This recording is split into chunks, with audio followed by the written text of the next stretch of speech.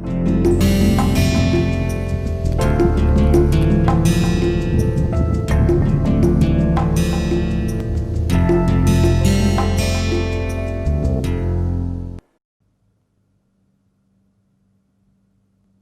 welcome to the course Essentials of Data Science with R Software 2, where we are trying to learn the topics of sampling theory and linear regression analysis.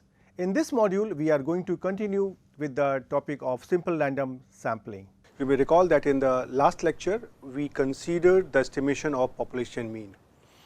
And during that lecture, I had communicated with you that there are different types of parameters which are the values inside the population, and usually they are unknown to us, and our objective in statistics is to estimate them. And in order to estimate them, what we do, the first step is that we have to draw a representative sample. How to draw a representative sample, that we already have discussed. So, I believe that since now we are considering the simple random sampling, so you have judicially use the simple random sampling to get a representative sample. Now, the sample is with you.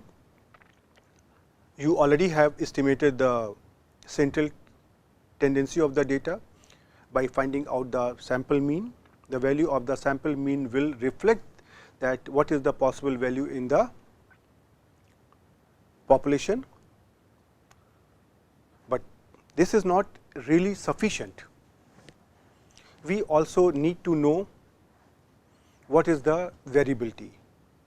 Mean and variability, the data's scatteredness as well as central tendency, both together will give you some relevant information.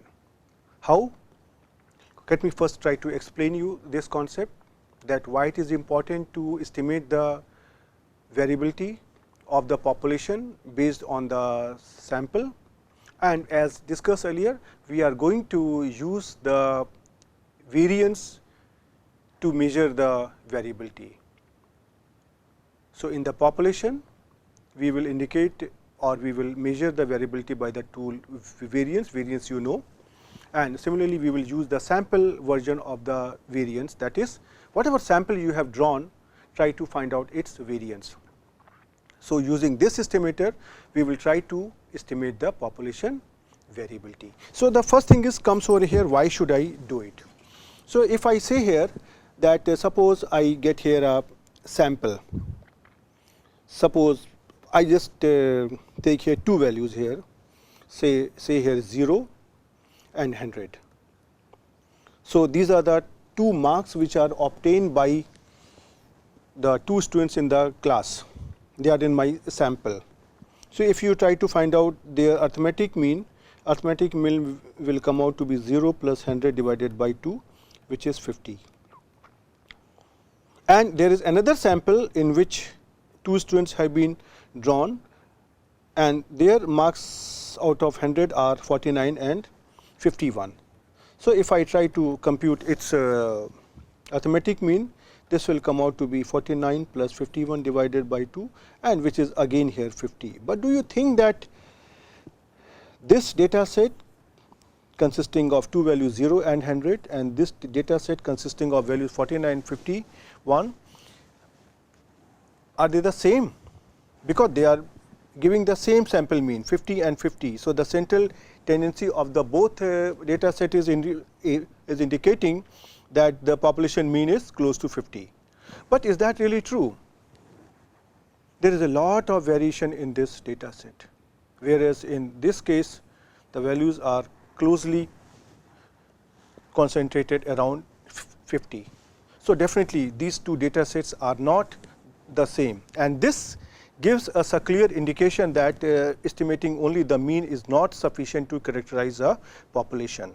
We also need to estimate other type of parameter. I am not saying at all that only mean and variance are important, all other parameters are also important, but here now we move to next step, and now we try to estimate the variance of the population or the variability in the population, which we are going to measure by the variance quantity. Right. So, these are our symbols and notations as earlier. just for a quick review, capital Y bar will denote the population mean based on capital N value. Small y bar will indicate the sample mean, which is based on a small n number of sampling units. And now I am introducing here two more quantities first. One is here capital S square and one here is sigma square. And these quantities are defined as 1 upon n minus 1 summation I goes from 1 to capital N yi minus capital Y bar whole square. And sigma square is defined here as say 1 upon n summation I goes from 1 to capital N yi minus capital Y bar whole square. So you can see here these two quantities capital S square and sigma square, they are differing only with respect to one factor. The divisor in S square is n minus 1 and in sigma square the divisor is capital N, right. So I am trying to introduce here these two quantities, and you will see that these quantities have different types of roles at a later stage. And you know that if you try to expand this quantity over here, I can show you that summation I goes from 1 to here n yi minus y bar whole square. This can be written as I goes from 1 to here capital N yi square plus y bar square minus twice of y bar yi. And if you try to take the summation sign inside the bracket, so this becomes here I goes from 1 to n yi square plus n times capital Y bar square minus twice of y bar summation I goes from 1 to capital N yi. And this can be written as I goes from 1 to n yi square plus n times y bar square minus twice of y bar into n times y bar. So this quantity is nothing but your I goes from 1 to capital N yi square minus n times y bar square, and which is written over here as well as here. So these are the new symbolic notations, and yeah, sometimes people get confused that, or they ask that why there are these two quantities which are differing only with respect to the divisor. So I can give you some idea. For example, if you are considering normal distribution, normal probability density function. So there we have two parameters, mu and sigma square. Mu is the population mean and sigma square is the variance. So when you try to estimate sigma square, then there are different estimation methods, method of movements, method of least square, maximum likelihood estimation, and so on. So when you try to use the principle of least square, then the sigma square is estimated by the version of this this sigma square and S square by capital S square. With the divisor there is 1 upon the divisor there is n minus 1. So the least square estimate of sigma square will be 1 upon n minus 1 summation yi minus y bar whole square. On the other hand, if you try to use the maximum likelihood estimation to estimate the sigma square, then the estimate of sigma square will come out to be summation yi minus y bar whole square divided by n. Right. So that is why we have two forms of these estimator, and in general I can tell you that if you try to take the sample versions of the two, then the quantity with divisor n minus 1 will turn out to be an unbiased estimator of the population variance, whereas the maximum likelihood estimator, that is the sample variance with divisor n, will not be an unbiased estimator, but the variability of the maximum likelihood estimator, that is with divisor n, will be smaller than the variability of the least square estimator, which has got divisor n minus 1. So this is a sort of strange situation, one estimator which is unbiased, but it has got a higher variability, and the estimator which is not unbiased, that has got a smaller variability, but they have their own utility and they are used accordingly. Right. So now I introduce here one more notation, that is the sample version of this S square. So you can see here I am considering 1 upon n minus 1, small n minus 1 sample size, and then summation I goes from 1 to n, that is the sample size, yi minus y bar whole square, y bar here is the sample mean. And yeah, this can be expanded exactly in the same way like this. So these are the notations which I am going to use in the further chapters while estimating the variance and the confidence interval estimation. Okay, so now as we have discussed earlier that once we have got the sample, one of the important objective is that we would like to measure the central tendency of the data as well as the variability or the scatteredness of the data, and popular choice to find out the population mean is arithmetic mean. For the variability, this is variance, right. So, and in general this population variability is measured by variance. Now the question is this, whose variance we want to consider. So now if you see, we have considered y bar, which is the sample mean, as an estimator of population mean. So this is a function of random variables. What does this mean? I will try to explain you soon. So now since this is a function of random variable, so this itself is a random variable, and since this is a random variable, so it will have some variance. So we would like to find out the variance of y bar, right. Okay, but what is this variance and how it is coming into picture? Let me try to take a simple example that we have considered earlier to explain you. So suppose I take the same example where I am denoting y as the height of the students, and I have 10 number of students in the class, and yi is the height of the ith student in the population, and this is the data what we have obtained. We have here 10 students and their heights are given like this. So I will be quick here because I already have explained this example couple of times. Now you see, this is the same slide which I use in the case of estimation of population mean also. So now you can see here I want to draw samples of size 3. So you know that there will be 10 choose 3 number of samples in the case of SRSWOR, right.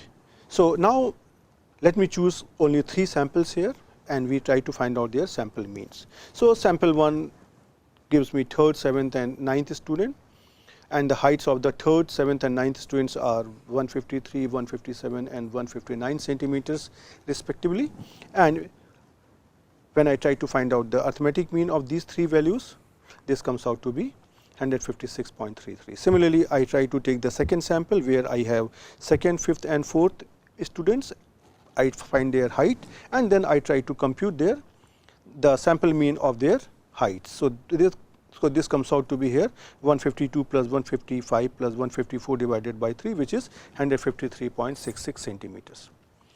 And now I try to take the 1st, 6th and 10th student in my sample, and their heights are 151, 156 and 160 centimeter, and their sample mean comes out to be here 155.66 centimeter. So now you can see here that I have got here 3 sample means, and you can see here that these 3 sample means are not the same, although they are coming from the same population, but they are differing. So this is exactly what I want to measure, that how much are they differing from each other, or in simple word, what is their scatteredness. For example, I can have here 10 choose 3 possible samples, large number of samples, and if I try to plot them here, are they lying close enough or are they lying quite far enough? This is what we want to explore.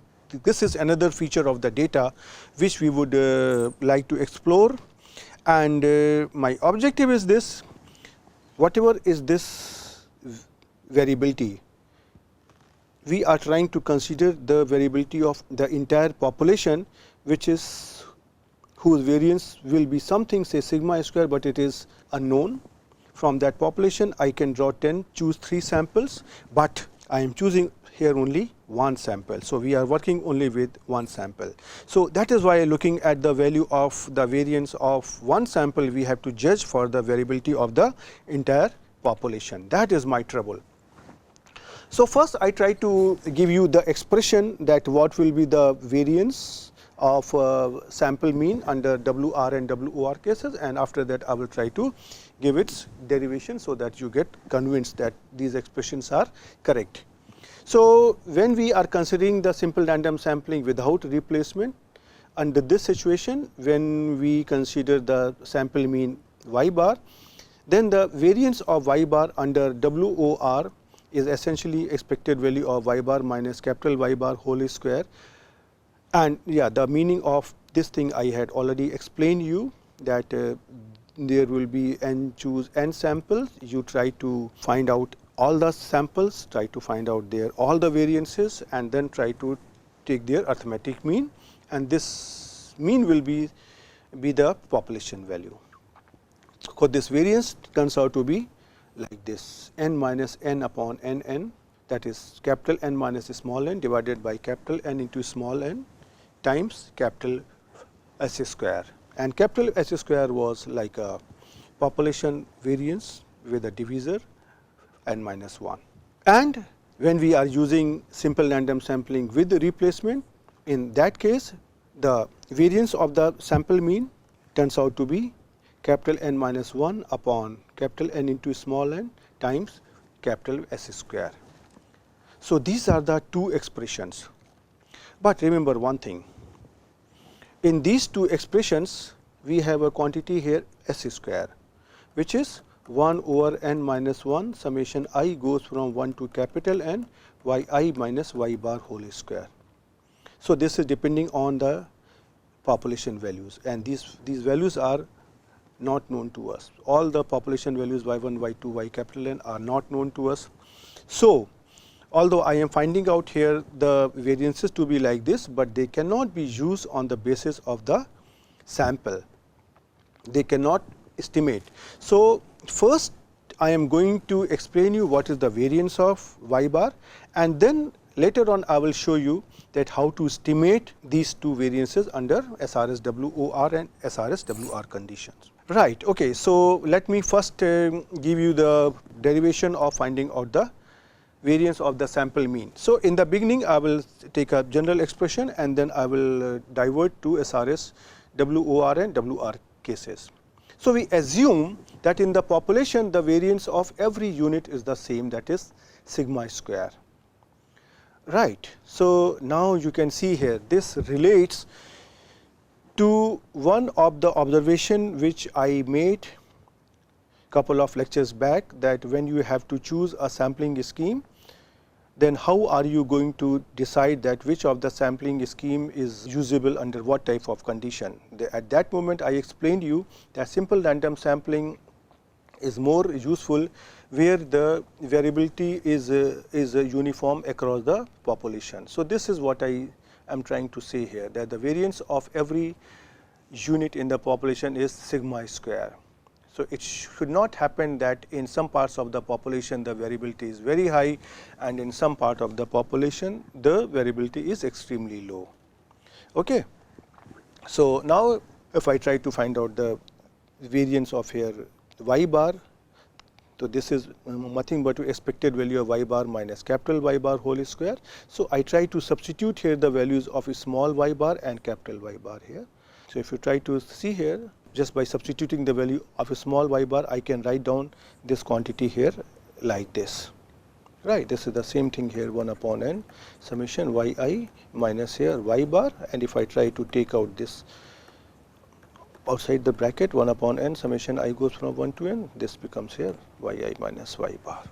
Right. So, now this is here like this, and if I try to, this is here a square quantity. So, if I try to open the bracket, this will become the square quantity plus its cross product. So, this becomes here 1 upon n square summation y I minus y bar whole square, and plus 1 upon n square double summation I not equal to j y I minus y bar y j minus y bar. So, that is a very simple rule.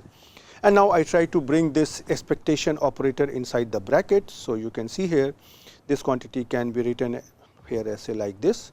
Now, this y I minus y bar whole square will become expected value of y I minus y bar whole square. This is what you have to keep in mind.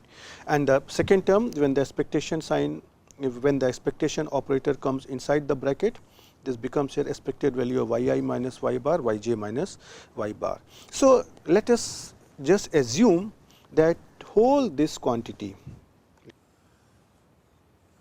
this is suppose equal to here k, and what is this quantity here? Expected value of y I minus y bar. This is the same thing which you have assumed here. Variance of y I is nothing but expected value of y I minus y bar whole square, right.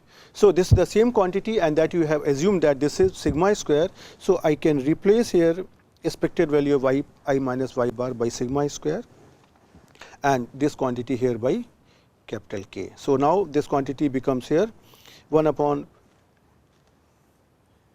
n square, n times sigma square plus k upon n square. So, this is here sigma square by n, and you can see here that there is a relationship between sigma square and s square, because summation y I minus y bar whole square, I goes from 1 to capital N.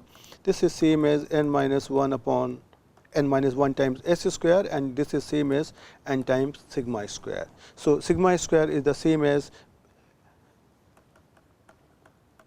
n minus 1 upon here n s square. So, I try to replace here this sigma square by this here capital S square. So, now I have this expression here like this, right. Now, what I will do, I will try to consider two cases for SRSWR and SRSWOR, and will try to find out the value of k, and then I will substitute it here to find out the exact expression for the variance of y bar under SRSWR and WOR. So, first I consider the case SRSWOR. So, k is here like this. So, now first I try to compute this quantity, expected value of y I minus y bar and y j into y j minus y bar. If you try to see what is this quantity indicating, this is trying to indicate that two units I and j, they are drawn one by SRSWOR. So, when ith unit is drawn, there are n units in the population, and when the jth unit is drawn in the second row, ith unit is drawn in the first row and jth unit is drawn in the second row, then in the second stage there are n minus 1 units available in the population. So, the probability of collecting of y I and y j will be 1 upon n minus 1, and then this expression can be written here like this: double summation k not equal to L, both going to up to capital N, y k minus y bar and y L minus y bar. Now, I just need to simplify this particular expression. So, you know that is a very simple formula that possibly you have learnt in class 10 or class 12, that summation y k minus y bar whole square can be written as k goes from 1 to n summation y k minus y bar whole square plus double summation k not equal to L y k minus y bar y L minus y bar. Right. So, now you can see here that this expression what I have written here, this is the same expression like here this thing. So, I will try to find out the value of this expression, and then I will replace it there. But before that, you also know that if I try to take here summation k goes from 1 to n y k minus y bar, this is summation y k minus n times y bar, and summation y k is here n times y bar minus n times y bar, which is equal to 0. So, that is why this quantity inside the bracket becomes here 0.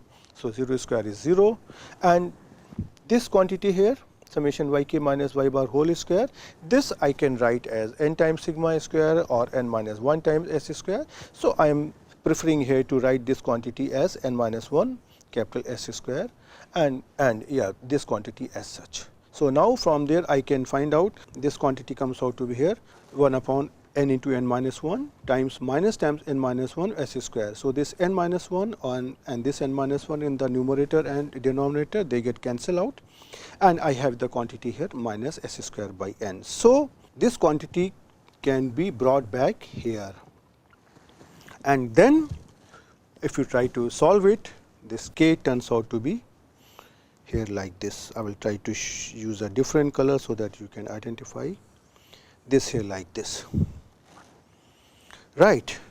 And now I can substitute this quantity what I have obtained here as k under the case of SRSWOR in the expression of variance of y bar. So, the variance of y bar which I had obtained in general was n minus 1 upon n n s square plus k upon n square. Now, in the case of SRSWOR, the value of k is here like this, minus n times n minus 1 capital S square upon capital N. So, if I try to substitute this quantity over here, and here I just make a small calculation, and the variance of y bar under SRSWOR comes out to be like this, n minus n upon n n s square, right. So, this is the variance of y bar under SRSWOR. Now, I try to find out the value of k under SRSWR.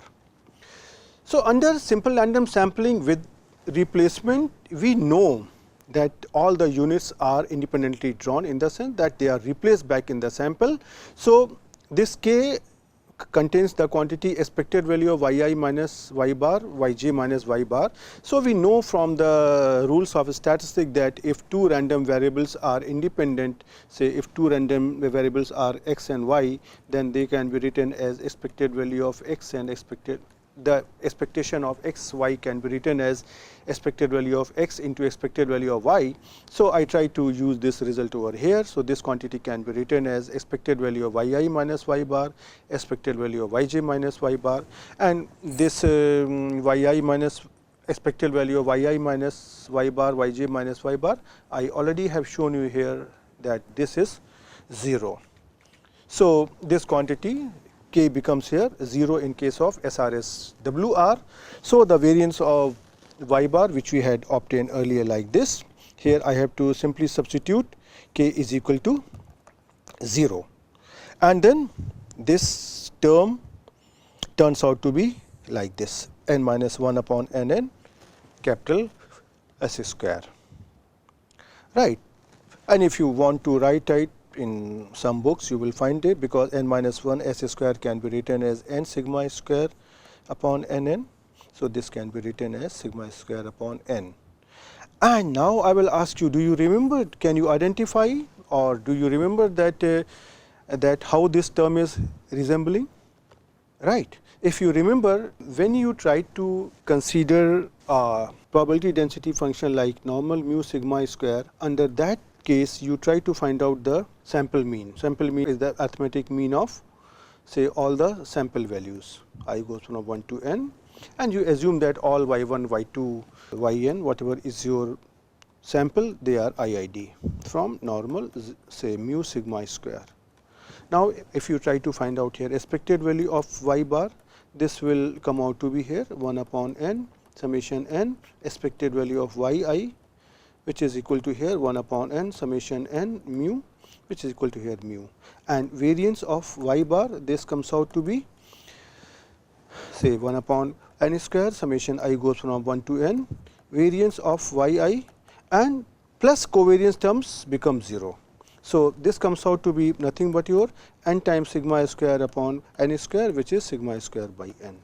So, now, do you remember that earlier when you studied the statistical inference, in that situation, in those cases you have been taught that the variance of y bar is sigma square upon n, but here in the case of SRSWR you can see that this is matching, but if you come to SRSWOR, this is not matching.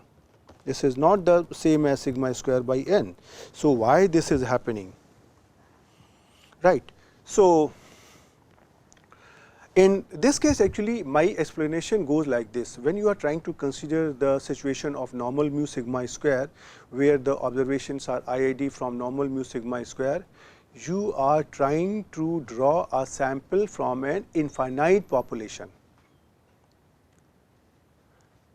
Whereas, when you are trying to deal with simple random sampling or the sampling theory, usually our first attempt is that our population is finite. So, that is why this difference is coming. So, when you are trying to take a sample from a finite population and when you are trying to take a sample from an infinite population, they are going to be different, and this difference is coming here. The variance of y bar that you studied during the statistical inference, that was actually a sample of size n is drawn from an infinite population, but in simple random sampling you are trying to draw the same size of random sample, but from a finite population, and that is the reason that we need a correction factor here, and this correction factor can be logically called as finite population correction. As the name suggests, that when we are trying to consider a finite population, then I have to make this correction in the variance. So, this is what happened here. Now, I try to address these concepts over here, right. So, whenever n is large, in that case the variance of y bar under WOR can be approximated by this quantity capital S square by small n, and this factor here capital N minus small n divided by capital N, this is called as finite population correction, and briefly that is called as FPC. F stands for finite, P stands for population, and C stands for correction. So, this FPC is actually responsible for changing the variance of sample mean when the sample is drawn from a finite population in comparison to an infinite population. This is exactly what I explained you, right. And if you try to look at the structure of this finite population correction, this can be written as 1 minus small n upon capital N. Now, if you try to look at this structure, suppose if this factor n upon n is very small, then it is close to 1. So, I can say that this FPC is close to 1 when small n upon capital N is very small or say negligible. And if you try to look at the structure of small n upon capital N, what is this? Small n is the sample size and capital N is the population size. So, if you try to see, this is the ratio of the sample size and population size, and this is called as sampling fraction. So, this factor actually helps us in deciding in real situation that whether the finite population correction has to be ignored or not, whether a population can be considered as a finite population or an infinite population. This factor can help us. Well, there is no strict condition, there is no rule of Bible that well, this must happen, but in practice based on the experience, this has been suggested that this FPC can be ignored whenever the sampling fraction is less than 5%, and for many purposes even if it is as high as 10%, even then it can be ignored. And definitely ignoring FPC will result in the overestimation of the variance of y. Please ignore this y bar, right. But the thing is this that you have to simply see how much is the difference, and if the difference by considering or not considering FPC is not very much, possibly the population can be considered as sufficiently large, right. Now, I stop here with the estimation of variance. So, now I have told you, I have explained you that how can you estimate the population mean, how can you estimate the population variance from the theory. Now, the thing is this, how are you going to estimate them? Estimation means whatever you have obtained here variance of y bar, they contain the term capital S square, which is based on the population. So, this from this expression you cannot find out what is the variability in the population based on the sample. So, on the next turn I will try to consider the estimation of variance, and after that I will show you that how these quantities can be estimated on the basis of R software. So, you try to revise it, try to understand it, try to think about it, and I will see you in the next lecture. Till then, goodbye.